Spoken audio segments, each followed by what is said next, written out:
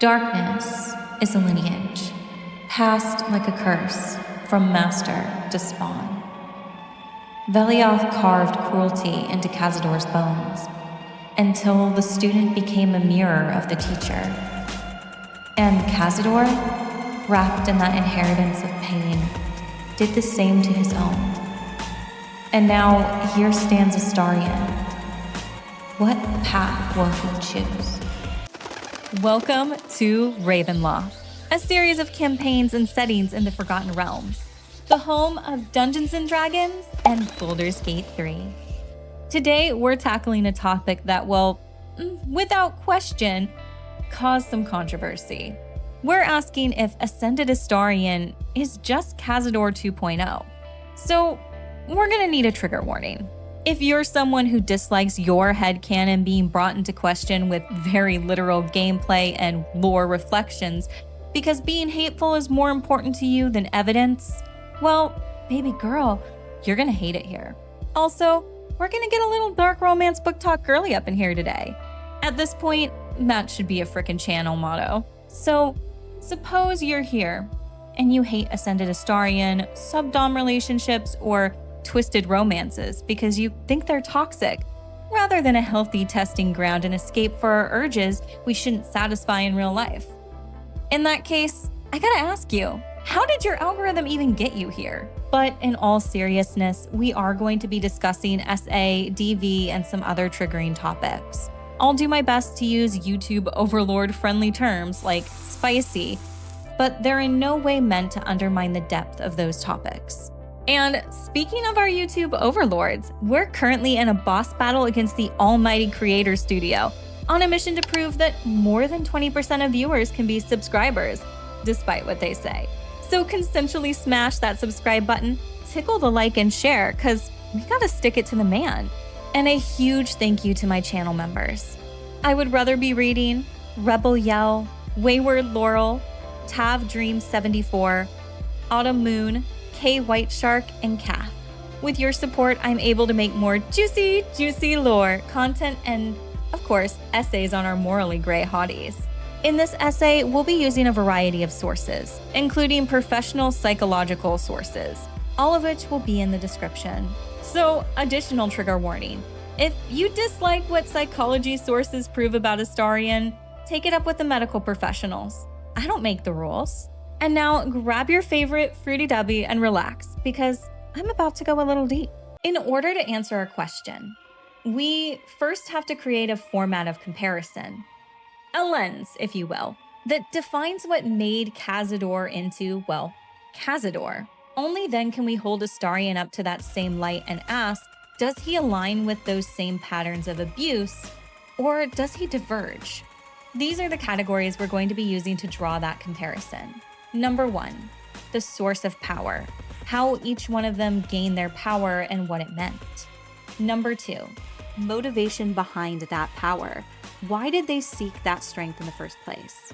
Number 3, the treatment of spawn and family and loved ones, which basically the way that they nurture people around them. And number 4, response to violation, as in how they respond to people being hurt around them. By weighing Cazador and Astarion side by side through these lenses, we can see clearly whether Ascended Astarion is doomed to mirror his master's cruelty, or if he becomes something else entirely.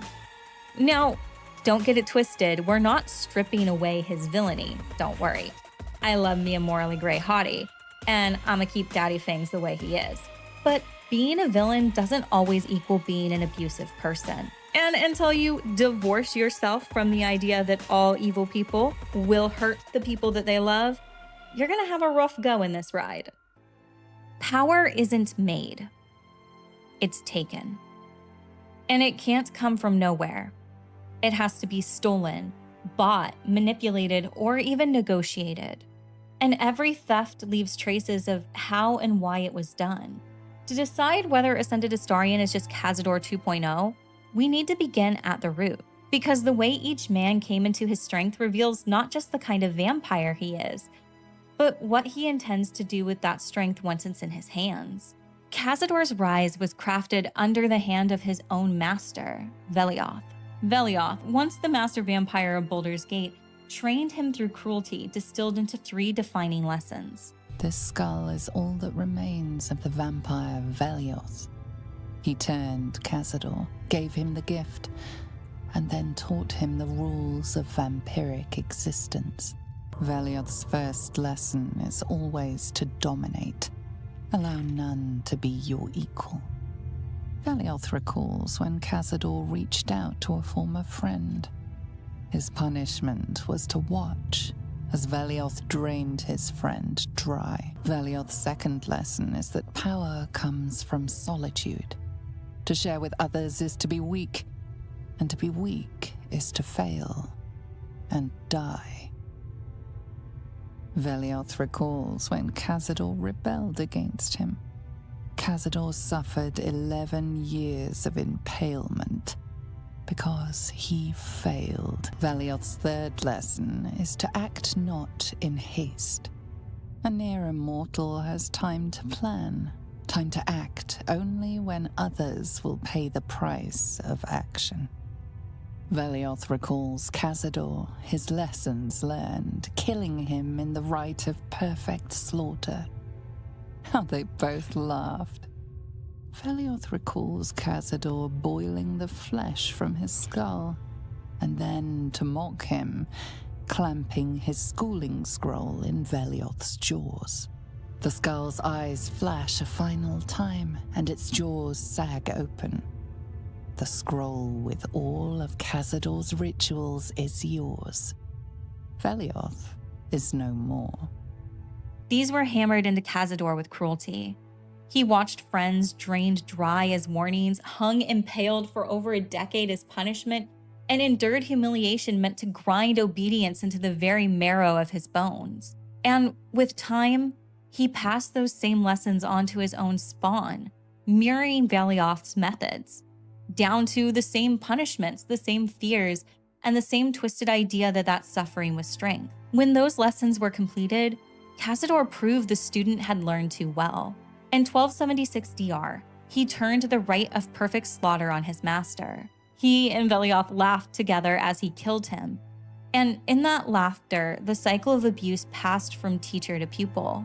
Cazador preserved his master's skull as a trophy, a reminder of the cruel inheritance that he now embodied. For Cazador, power wasn't safety. It was proof that he had survived the lessons and now had the right to inflict them on others.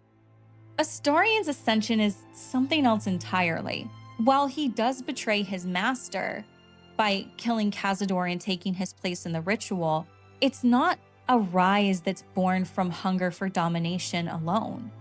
It's born from desperation and pain. For 2 centuries, Cazador tormented him more than any other spawn. He always insisted we were a family, even when he was carving scars into our flesh. I was one of his first. Some of the others came years later.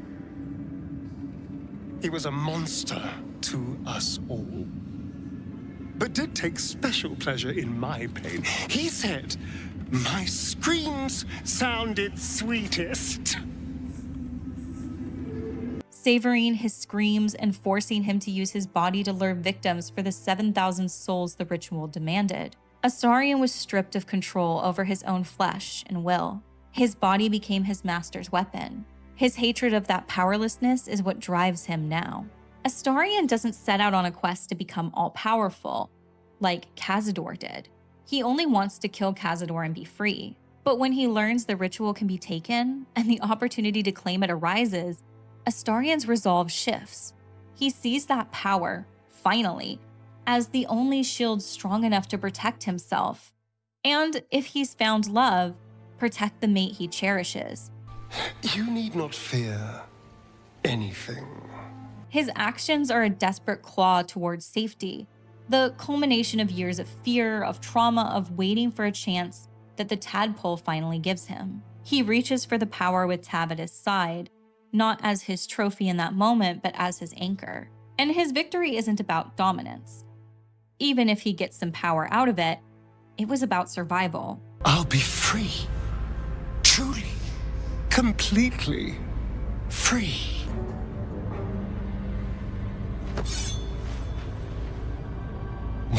first thrust. And I'll be free of you. I'll never have to fear you again. But if I finish the ritual you started, I'll never have to fear anyone. Ever. And his source of power wasn't cruelty. It was his reclamation.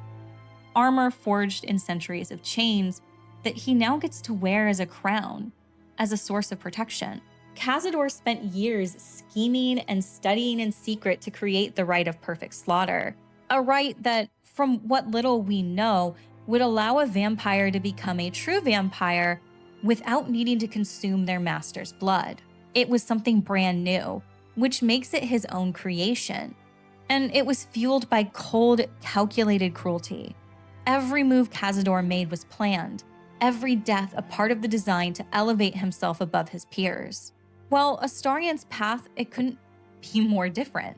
He spent centuries suffering, fearing he would never escape. And when freedom finally appeared, he seized it, but not as a strategy, as a survivor, as an opportunity. Cazador acted with precision. Astarion acted on impulse.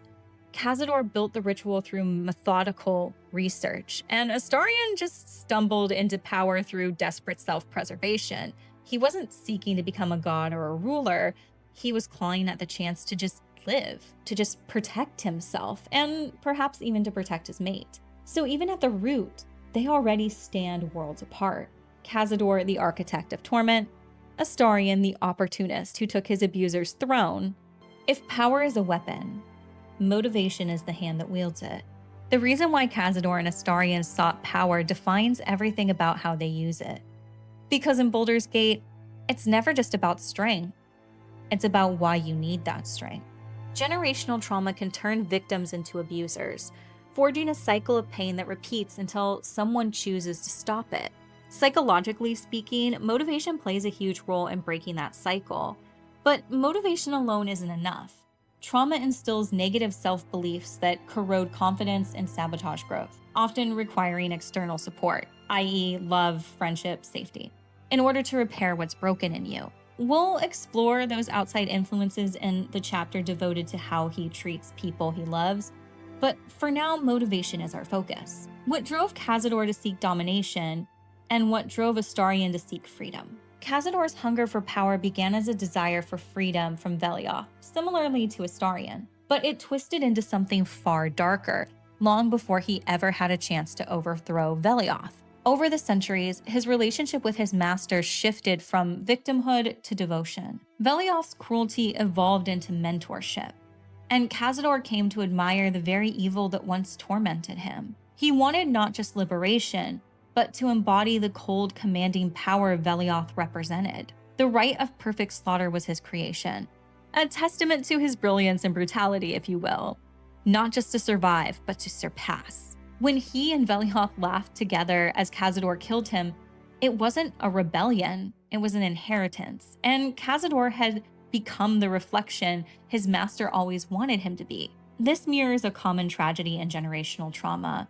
The victim becomes the abuser. Cazador internalized his suffering until it became law. He taught his spawn the same way he was taught, through fear, punishment, and pain. Kind of like a grandparent who says, "I was beaten and I turned out fine, so I can beat you." Cazador perpetuated that very torment that shaped him. And his motivation was never to heal himself. It was always to rule. Because power wasn't a safeguard anymore. It was simply proof that he could inflict what had been inflicted upon him. Astarion's drive, however, is rooted in the desperate need to reclaim what was stolen, his bodily autonomy. For 2 centuries, Cazador tormented him, using his screams as music and his body as bait. He was forced to seduce and lure victims, stripped of all choice. Every motion, every breath, every bite belonged to someone else. It's no wonder that when he speaks of power, he equates it to freedom. At the start of the game, Astarion embodies learned helplessness, which is a psychological state in which repeated trauma convinces a person they have no control over their life. His early attempt to seduce Tav isn't driven by lust, it's driven by a survival instinct. He's trying to secure protection, to create a dynamic where he feels safe and valued. When a person experiences uncontrollable, traumatic events, they often seek to establish something that restores a sense of power, even superficially. Astarion does this repeatedly. For examples, refusing to call Cazador master through much of Act 2 and 3. A long time ago, someone carved infernal runes into my back. Striking a deal with Raphael to understand the scars on his back. When the beast is dead, I'll consider that payment enough to translate those scars of yours. A fairer deal than I expected. And ultimately culminating in confronting Cazador himself. Fuck you. And fuck everything you've ever done to me! Each of these acts chips away at the belief that Astarion is helpless. Taking the ascended path, Astarion reclaims control in the only way that he knows how. Instead of overcoming his trauma by killing Cazador and moving on, he reclaims the exact same power structure that oppressed him. And to some, this might look like the start of a new cycle of trauma, that classic victim-turned-abuser path. But there is a crucial difference. Astarion doesn't inflict what was inflicted upon him. Simply having a power or a position does not make you the same as other people with the same power or position. His instincts after Ascension also weren't to enslave or torture his spawn. His first thought is to blanket the world in night, creating a sanctuary where his spawn can live safely. Cast a fog over the world for my children. He wants protection for himself, for his consort, and for essentially the children that he will spawn. And his motivation has some cracks, yes, but cruelty isn't one of those cracks. Astarion's drive is also survival-based. It's what psychologists call the, quote, push motivation, end quote, meaning that you're propelled by fear, guilt, or a sense of avoidance. And it's exhausting and unsustainable. People who live in a survival-based motivation often reach a point where they no longer feel that fear, that guilt, and it leads them to burnout on despair. The key to shifting out of that state is support. Essentially, a network of loved ones who can replace your fear with affirmation, your self-loathing with self-worth. And Astarion finds that support through Tav and through his companions. Trauma, it traps people in survival mode. It makes them focus only on the present, while healing requires learning from the past while still focusing on the future, and to set long-term goals and build confidence in one's ability to shape that future. And Ascended Astarion does do that. After Ascension, he speaks often about the future, of the world that he'll build, of the peace that he'll bring for his vampire family. And yes, he does dream of an empire. He's still a villain, don't get me wrong. But it's one that he wants to have built through negotiation and politics and subtlety, rather than through cruelty and war. Each plan is a reflection of the life that he was denied for the last 200 years. No safety, no love, no belonging, those are things he wants to bring into his life. And his motivation isn't to dominate others, it's to build what he lost. Both vampires, Cazador and Astarion, were born from the same wound, trauma that was passed down like an inheritance. But where Cazador chose to become the abuser, Astarion seems to be choosing to rewrite that pattern. Cazador's motivation was calcified into cruelty, and domination, well, that was his identity. Whereas Ascended Astarion began as desperation and grew into protection. Astarion seized a fleeting chance, driven by instinct, not greed. He's the ultimate opportunist, not a strategist like Cazador, as I've already iterated. Look, I'm not a details person, all right? But turning up and causing chaos has worked for us so far. It's not a plan yet. More a feeling. And his motivations, though they are messy, they're still grounded in love. They're grounded in building a future with his consort, rather than simply repeating the past.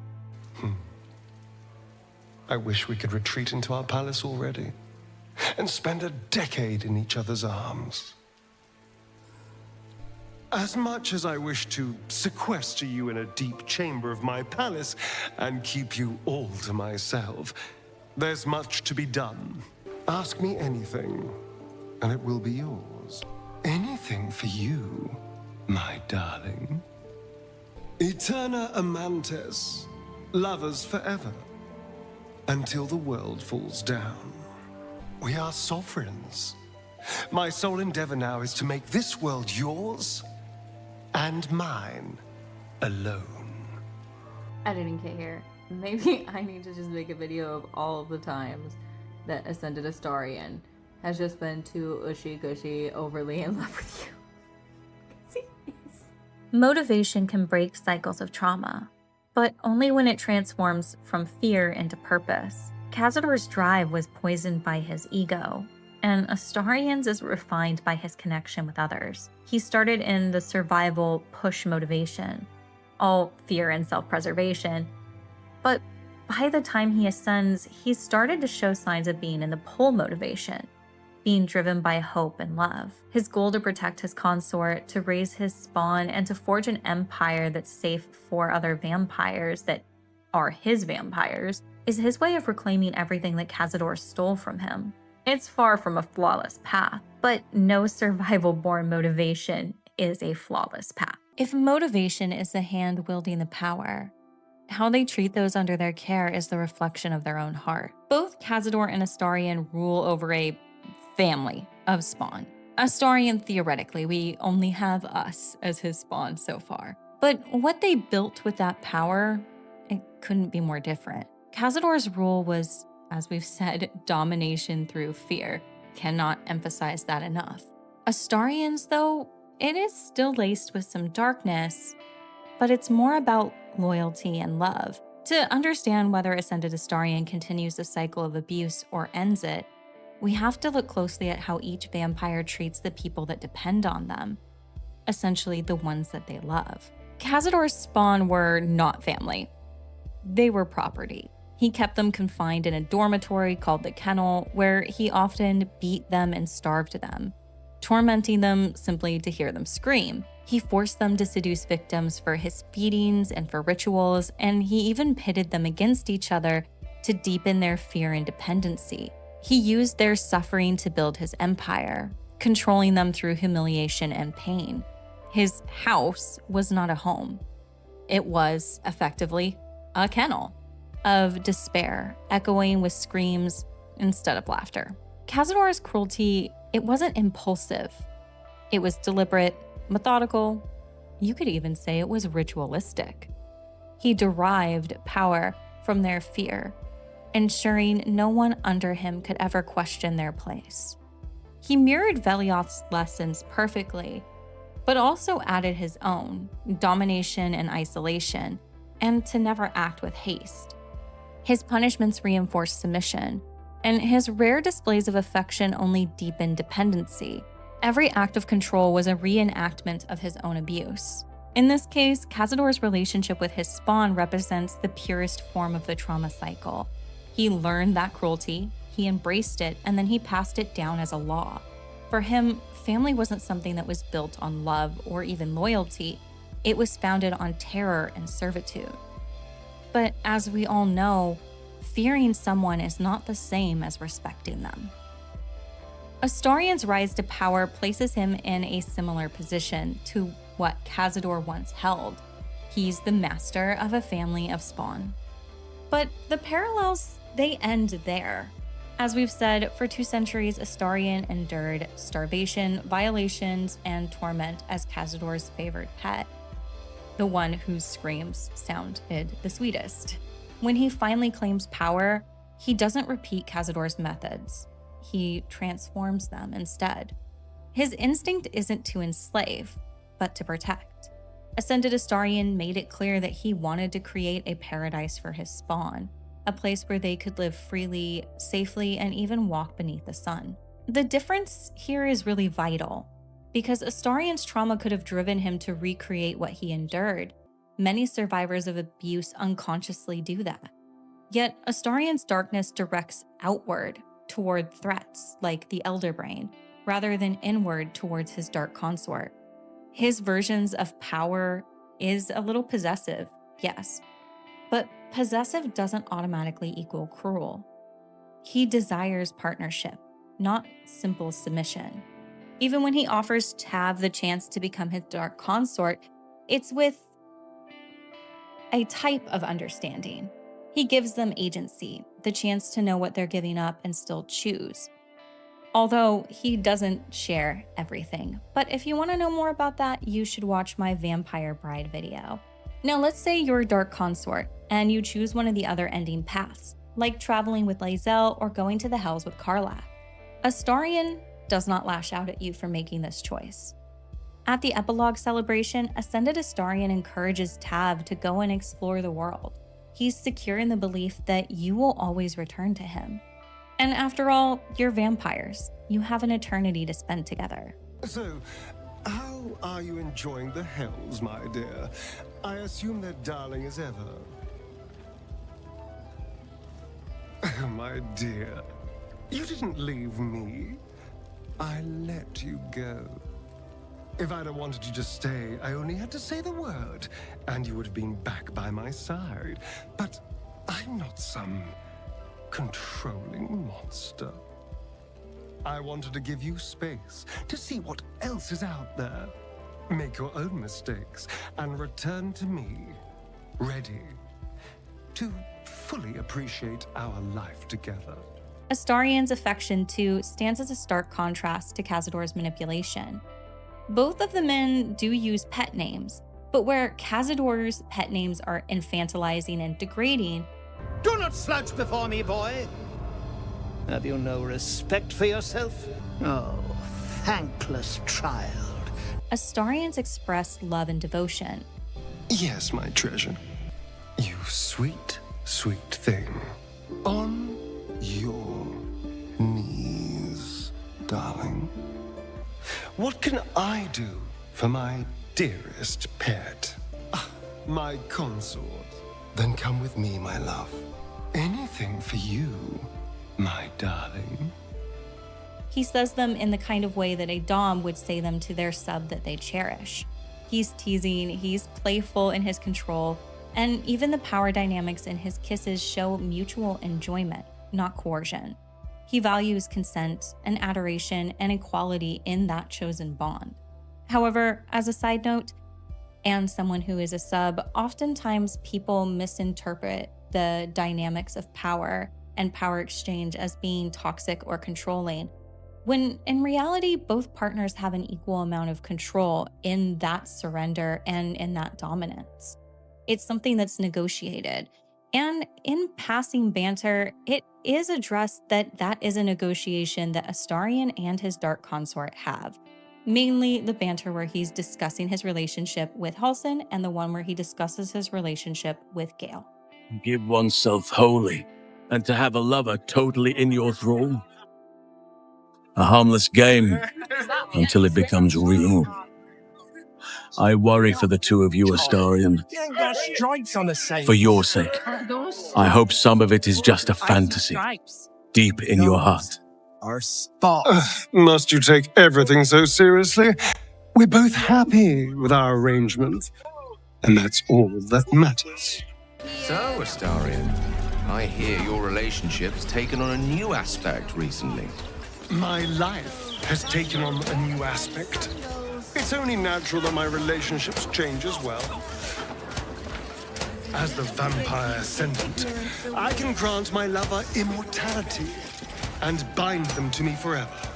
I trust you speak of the bonds of love, The feeling? not the shackles of servitude. Now, that's not to say that Ascended Astarion is perfect. Even if I want to believe he is. He has flaws, and he can have a possessive edge, yes. But the main crux that people pull on when they say they think he's like Cazador 2.0 is that he gets toxic if you try to break up with him. But honestly, so does everyone else in this game. Every companion gets toxic and sharp when they're heartbroken. To judge Astarion for reacting to that loss is to deny him humanity and, well, vampire nature that defines him. Tav isn't just his lover, they're his foundation. The anchor that helps him transition from survival mode into something healthier. The center of his healing and the tether that keeps his motivation from unraveling into chaos. Without Tav, he loses everything he ascended for except for his self-preservation. So of course he gets angry, anyone would. Astarion makes it clear to you that his dream, the Empire, the Kingdom of Eternal Night, they're not just for himself alone. They're for you, for us. He makes it clear that he wants to build a world for us, to protect us, to have 1,000 lifetimes with us by his side. He wants to share his kingdom with us. My fucking god, Kit. Say us one more time. To remove us from the equation is to rob him of the only thing beyond freedom that he's ever wanted. Of course the bitch is gonna get pissed the fuck off. Like, come on, that's fucking common sense. Damn. Sorry, I just cannot stand when people will defend. For example, Shadowheart leaving the party if you go and visit Aelin without her because you're robbing her of her only goal in life, and then she gets toxic and threatens you. But when Astarion does it, because you took away his only goal in life, suddenly it's, oh my god, he's so fucking toxic. Bro, just admit you want a reason to hate Ascended Astarion. Okay. I will try to make that my only angry Ascended girly rant that I ever go on, because I haven't actually done that before. But I just needed to lay out the hypocrisy in people's faces for just once. I needed to stop being the nice, sweet Professor Kitera and let all that bottled up rage at this injustice out. So thank you for your understanding. Cazador used family as a weapon, but Astarion builds family as a sanctuary. And while both command loyalty, Cazador demanded it through terror, and Astarion nurtures it through his connection. And we could say Cazador's house was a prison, but Astarion's has the potential to become a home. And his possessiveness, though flawed, stems from a place of love. A kind of love that craves permanence after centuries of loss. He chooses protection where Cazador chose punishment. And he chooses affection for his consort where Cazador chose fear. How someone responds to violation reveals the depth of their empathy and the scars of their own past. Both Cazador and Astarion experience torment, but their reactions to seeing it inflicted on others are night and day. When faced with the concept of consent being stolen, Cazador perpetuates it. Astarion, on the other hand, recognizes it for the horror that it is, because he's lived it. Cazador's entire existence is defined by the exploitation of others. To him, violation isn't something to condemn, it's just one of the mechanisms of power. He forces obedience through starvation, seduction, and fear, seeing his spawn's bodies as just extensions of his will. Their consent is meaningless, their autonomy is irrelevant. And violation, to Cazador, is both a tool, but a form of artistry. He learned that from Velioth, that you can control people, and he carries that into every lesson that he enacts. His capacity for empathy was lost long ago, hollowed out and replaced with the thrill of domination. He never once hesitates to inflict the same pain that was done to him. And he never stops to consider what it means to steal someone's body or take their will. Because for Cazador, there's no distinction between ownership and submission. It's why his empire is rotting from within, why there's no trust in his house and all of his spawn are pitted against one another. Astarion's reaction to violation, that's where his humanity shines the brightest. After centuries of being used, he understands what it means to have your agency stripped away, to be touched, commanded, or consumed without your consent. It's why his response to Tav's own violation in the House of Hope stands out so sharply from every other companion. Once you return from the House of Hope, when Harlop uses Tav's body, because when Harlop glamours themselves as someone to have spicy times with someone else, the person that they look like feels it. Well, when this happens, the rest of your party, even when you're romancing them, just jokes about it or brushes it aside. It's disturbing, personally. Only Astarion sees it for what it truly is, a violation. And he expresses distress, understanding, and genuine sympathy. Although his responses are different depending on the path you take, whether you're a spawn or you're an Ascended, he still recognizes that it's a theft of your autonomy when he sees it. And that moment is proof that he's already breaking the cycle of abuse. I heard that moan. It's the incubus, isn't it? Enjoying your body. Gods. Though I've become untouchable, my precious treasure has been violated still. I know what it's like to lose control over your own body. It's a wretched thing. That's not the point. You shouldn't have to put up with it. I know what's done is done. You made your vow, but I'm sorry all the same. Astarion doesn't see Tav as an object of possession or just a reflection of himself. He sees you as an autonomous person who's worthy of his protection and his devotion. And it's not just empathy on his part, it's an evolution of his character. His reaction is being born from not just experience but self-awareness.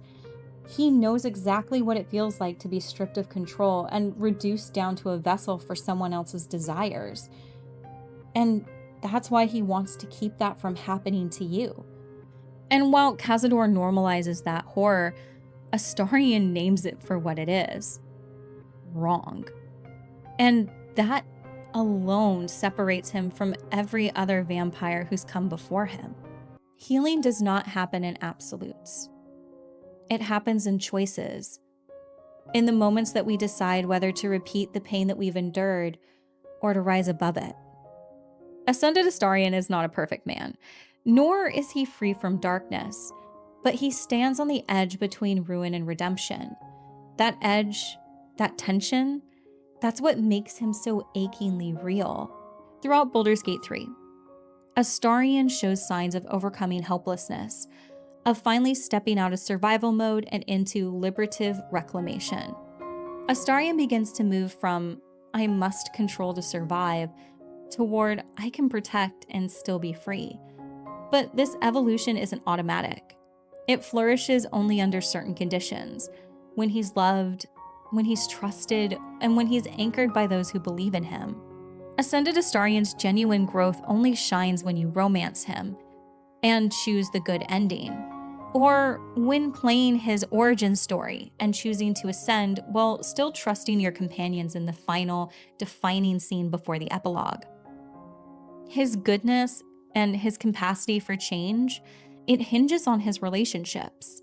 His companions, his friends, and above all, his dark consort are the axis around his mortal compass.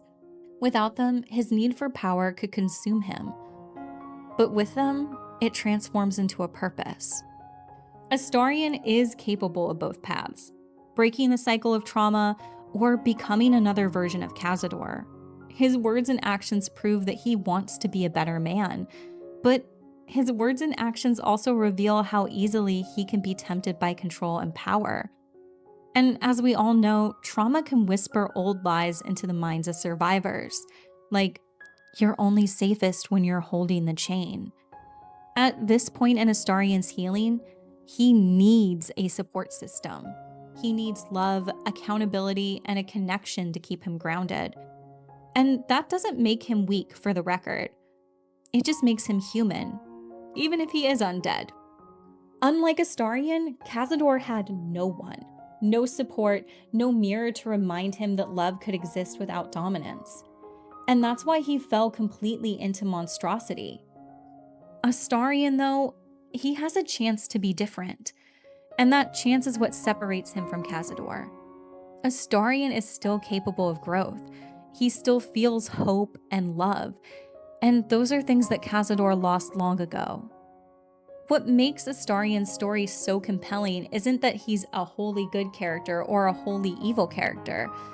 It's that he's believably human in his struggle to heal.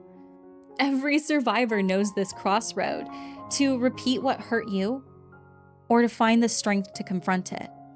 Everyone who's been trapped in survival mode knows how hard it is to step out of that, even when freedom is right there. It's not just a fantasy arc. It's a reflection of how real people fight their inner demons. I see myself in Astarion. The selfishness, the fear, the impulse to weaponize charm and control like armor. I wasn't always kind or safe for those who cared about me. I was shaped by my chaos, raised in a world of manipulation, by a mother scarred from an abusive relationship with my biological father, and hardened by a cult that taught me that because I experienced CSA, I was unworthy, and that my only value was in being used over and over again. I repeated those patterns without even realizing it. I used control and seduction to keep myself safe and to never feel powerless again. And then I had people who refused to let me sink. My 2 best friends, one of whom became my husband, who loved me fiercely and held me accountable. And they didn't shield me from the consequences of my choices, but they stood beside me through every stumble while I learned and grew and became better. They became my mirror, my reminder that love can exist without fear and that affection doesn't have to be a transaction. That's how I broke my cycle of trauma. Not overnight, definitely not easily, but through the people who saw the person that I could be. The same way that Tav and Astarion's companions see the person he can be. And that's how both of us learn that breaking a curse isn't about being perfect. It's about persistence and giving yourself grace because it's hard to overcome trauma. So no, Ascended Astarion is not just Cazador 2.0. He's a painfully realistic portrayal of a traumatized man standing on the precipice of a choice. He can perpetuate the pain, or he can end it. And that realism, that uncertainty, is so raw and real. It captures what it actually means to heal, to battle generational curses, and to try, even when you've failed before. And to claim that Ascended Astarion is doomed to always be Cazador reborn is you missing the whole point. It robs him, and it also robs you of what the story's true lesson is. That healing isn't linear, and that morality is not a fixed point. This story, and fiction in general, is a mirror. So look into it and ask yourself, do you believe that he can be better because you believe in your own ability to break your cycles? Or do you assume that he'll always become Cazador because deep down, you know that if you were given the same power, you wouldn't choose to escape your own demons? That's the brilliance of fiction. It reflects back on us ourselves. And here's the truth that some people might not like hearing, because no one enjoys having a mirror held up to their flaws. But both literacy study and psychology agree on this point. My degree in English focused on narrative rhetoric proves it, decades of psychological research back it up, and facts can hurt. You can disagree with them, but disagreement doesn't make them less a fact, less true, or less relevant. And that's that fiction tells you who you really are. And in that reflection, Astarion's story asks one very haunting question. When given power, will you become the one who hurt you? Or will you become the one who heals you? And your answer for what you think Astarion will do, that's your answer for yourself, too. I decided to leave this little blooper in for you because after I was crying, Kit, I think we all could laugh. I'm sorry. I just cried. It's really hard to get back into character. Even when the character is just yourself, dialed up to 500. Let's be honest. I'm not dialed up. I'm just that way all the time. Okay, make myself laugh so I'm not cryy sad Kit. And before you go, a girly gotta pay her bills. I mean, JK, I only make about enough to buy coffee and book sales, but if I don't share my work, how will you know it exists? We're coming up on the release for the 3rd book in the Gemstone Soul series, Infinity's Awakening, which is a spicy, dark, poly-vampire romance. And it's enemies to lovers. And this is the 3rd book. And as you've likely seen in my community tab, it's the darkest story that I've told thus far. And going this dark does make me a little nervous. So Bear with me. The wolves leave, the heavy door locking behind them with a final echoing click. The sound sends a chill through me. They expect me to try to escape. That much is clear. And if they lock the door, that means Mark's confidence in his collar isn't absolute. Maybe he knows Troy's strength too well. Maybe he knows that this wouldn't hold us for long. Troy crooks a finger at me. A simple gesture, but it roots me to my spot. He's commanding, dominant, every inch the god I fell for, but something about it feels wrong, off. He usually doesn't beckon. He just takes. He's never needed to summon me like a pet. My heart thuds against my ribs, confusion mixing with fear and the aching relief that he's even here at all. Still, I go to him. My body seems to know something my mind can't reconcile. The moment his arms close around me, my doubts start to melt. He smells like smoke and leather instead of his usual cinnamon and sandalwood. An odd change, not unpleasant, but strange enough to snag my nerves. His warmth sinks into me. His nose brushes my hair, breathing me in like I'm his next breath. My voice cracks. He collared you? Troy huffs, frustration rumbling in his chest. Don't worry. I'll find a way to get it off. His lips find my forehead, soft, deliberate. He pauses longer than he usually would, breath catching before he finally murmurs, "My little one." The name washes over me like safety. I used to hate it, used to think that it was condescending, but now it's comfort. It's his way of saying, mine.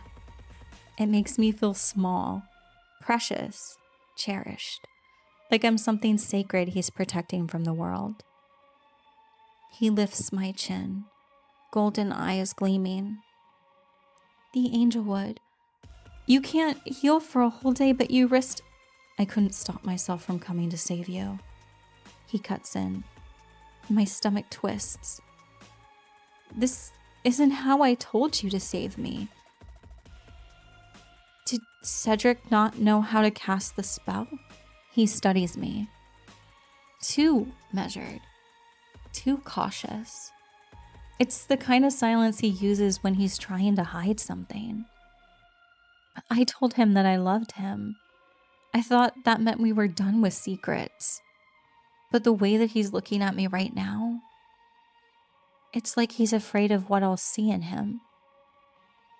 My thoughts suddenly get fuzzy, like fog creeping in on all sides. The collar hums against my throat. First a faint vibration, then a sharp burn that flares white hot before sinking into a slow, drugged warmth. My breath hitches, my vision swimming. I shake my head, trying to clear it, but the world tilts and sways. My pulse pounds in my ears, heavy and uneven, and my knees wobble. It feels like something's closing inside of me. My door. And behind it, a part of me is screaming to stay awake, to fight the darkness that's curling through my veins. Are you okay, little one? His voice softens, laced with worry. I will be. And you can pre-order Infinity's Awakening today.